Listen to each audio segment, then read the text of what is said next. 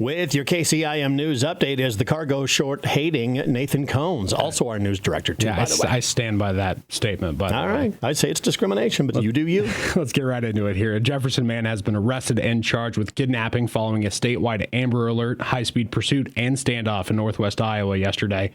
Authorities issued the Amber Alert at approximately 3:40 p.m. out of Greene County after 34-year-old Brandon Duong removed his son, 7-year-old Bryson Duong, from the Greene County Elementary School in Jefferson around 1 p.m. Duong was the boy's biological father, but he no longer had custody of his son following a December court order. The Iowa State Patrol located Duong's 2015 Toyota Tacoma about an hour after the alert was issued, leading to a high-speed chase that reached over 100 miles per hour at times. The truck left the road around 5:30 p.m. near Remsen, and Duong fled on foot with his son. Officials say Duong had a rifle and refused to surrender, leading to a 2.5-hour standoff. He eventually laid down his gun, and Duong and his son were transported to a Sioux City hospital to be treated for minor injuries. Brandon Duong is being held in the Plymouth County Jail on charges of first-degree kidnapping, a Class A felony in Iowa that carries a penalty of life in prison without the possibility of parole. Looking elsewhere, the Lakeview Police Department is raising funds to help the team get a full-time certified K-9 officer. The department opened the fundraiser in November last year to see if the public would be receptive to the K-9 addition. Chief of Police Christopher Yoakum says the donation account will be open until funds are received.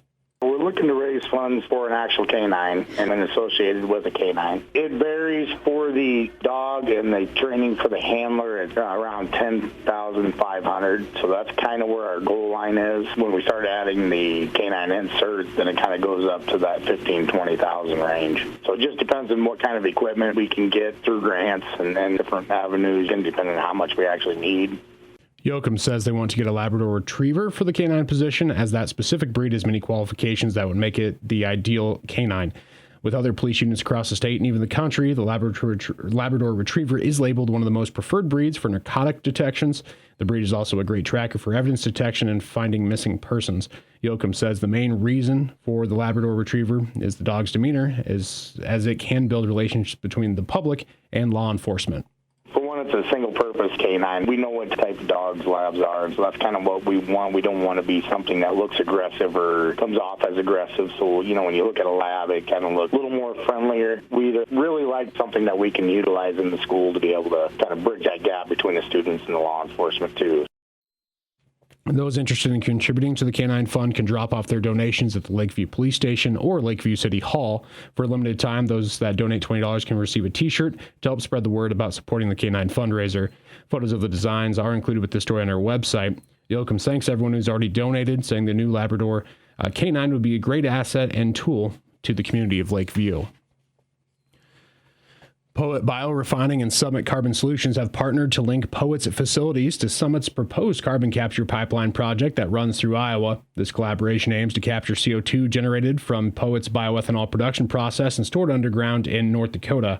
Poet's 12 Iowa and 5 South Dakota facilities will contribute to the Summit project, enabling the annual capture, transportation, and permanent storage of an estimated 4.7 million metric tons of CO2. Poet CEO Jeff Broin says Poet is excited to partner with Summit Carbon Solutions on this historic project. As the world seeks low-carbon energy solutions, carbon capture ensures that ag-based biofuels will remain competitive for decades to come. This is a tremendous opportunity to bring value to farmers, bioethanol producers, and rural communities and counties in participating states, and I believe it will unleash even more opportunities for ag and bioprocessing in the future. And again, that was Poet CEO Jeff Broin. One leg of the currently proposed route brings the pipeline south through the eastern edge of Ida County, the middle of Crawford County, and the western edge of Shelby County to connect with the plant in Shenandoah. Poet operates a facility near Coon Rapids in Guthrie County. New route proposals have not been released, but the most likely connections would be to the west through Audubon, Carroll, Crawford, and Shelby counties, or to the northeast to a spur at Grand Junction. Pipeline companies' proposed use of eminent domain has sparked significant pushback from Iowans, particularly those whose property lies on the route. Legislators in the Iowa House have indicated they plan to move legislation that would place additional regulations and approve requirements for pipeline operators. Summit is yet to file application paperwork for this latest segment with the Iowa Utilities Board, and its previous application is still pending final approval. And unemployment figures from the 7-county region shrunk from last year and the prior month for December of 2023. Greene County led the way with the lowest rate in the area at 1.7%, 0.4 points lower than November of 2023 and 0.3 points lower than last December. Carroll County followed close behind at 1.8%, down a half point from the prior month and only 0.1 points lower than 2022. Audubon and Sac counties both came in at 2%. Sac improved by 0.4 points from November to December and from 2022 to 2023. Calhoun County saw a half-point decrease on the month and was 0.3 points improved from last year. Guthrie County improved from 2.8% to 2.7% compared to the 2.9% rate they recorded last year. Crawford County was an outlier in December's figures with a 5.6% unemployment rate compared to 3.7% in November of 2023. However, Crawford does remain below its high of 6.6%, which was set in January of 2023. The average unemployment rate for the 7-county region stood at 2.6% for December, about 0.1 points lower than November and 0.2 points improved from 2022. Statewide unemployment measured 3.2%, while nationwide figures measured 3.7%. A link to the Iowa workforce development data is included with this story on 1380kcim.com. That is going to be wrapping up your news. I'm Nathan Cones reporting. I have thought of several things that I put in my cargo shorts. Okay. First of all, my sunglasses. If I don't have, if you're just walking around, you don't want your sunglasses, you just stick your sunglasses there in the pocket. Or can koozies. Never underestimate a cold beverage, my friend. Okay.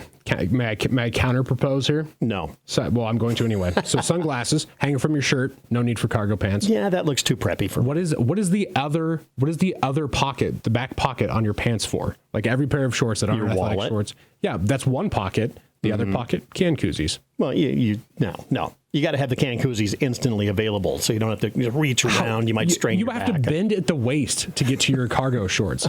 You don't have to bend for the other back pocket of your pants. No. I think you're wrong. I think you're going down the wrong. Point out the flaws in my argument. There are many. We just don't have time to go into them right now.